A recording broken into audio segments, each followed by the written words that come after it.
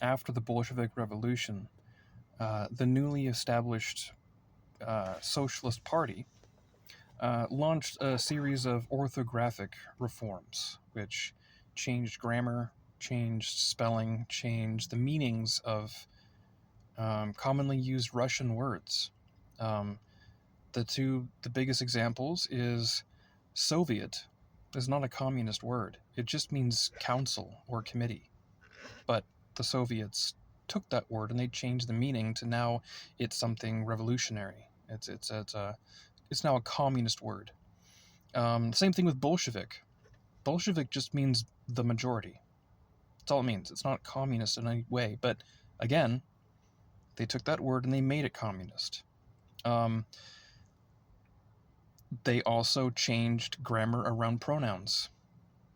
It's the same thing. The deliberate erosion and manipulation of the English language to fit their communist newspeak. This is nothing new. When you change the words or you limit or permit the words that a people can use, you're changing the way that you think. An example of that in North Korea is there is no word for I or me. It's always we. Another thing that the North Koreans changed is the word suffering. That doesn't exist. And the idea is if you eliminate the word suffering and you're unable to articulate when you are suffering, are you actually suffering? That make it impossible for people to express themselves in a way that you don't want them to, whether that's dissenting political opinion or you're deviating outside of the communist orthodoxy. And that's the reason why they changed language. So, likewise, today, we see the manipulation of language before a hostile communist takeover of a country. Because the more that you can get people to think and believe the way that you want them to by controlling their speech, the easier it'll be to manipulate them when the time for the bloody revolution finally arrives. The stage will have been set, as it were. So today, the word that I mainly want to go over is the word democracy. Changing the meaning of the word democracy. Traditionally or historically in America, democracy is referring to our representative democracy. You know, we get out there and vote for whoever is representing our state, whoever is representing our county, our city, and all the way up to, the presidency. But it's not a direct democracy. It is a representative one. Democracy. They mean the dictatorship of the proletariat. Because to a communist, what democracy is when the workers have seized the means of production. That's democracy to them. So when they say, oh, you're against democracy, they're playing a game. Because what they're doing is they know that the kind of democracy that we've been using for 200... They know that that's the democracy you're thinking. But what you don't know is the democracy that they're telling you that you're trying to destroy isn't the democracy that you actually want. It's not the same thing. And this is deliberate.